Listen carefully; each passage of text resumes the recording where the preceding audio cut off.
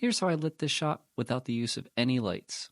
Okay, I lied. I am going to use lights, I'm just not going to use any film lights. First thing I'm going to do is create a ton of physical depth between the subject and the background, and I'm going to put the subject near light. I'm going to use all these fluorescent tubes in the space, but I'm going to turn off a good portion of them that put light in places I don't want to see. This will leave me with a nice pocket of light just on the subject, and I can start to sculpt the image around that. Next, I'm going to turn my attention to the background here.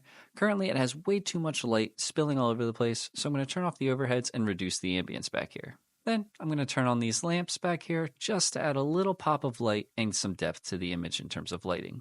Now the image has much more depth, dimensionality, and the shape is starting to take form. To further create shape on the subject's face, I'm going to bring in some negative fill, and this is going to help deepen the shadows and take away a lot of this ambience bounce that's returning onto the subject.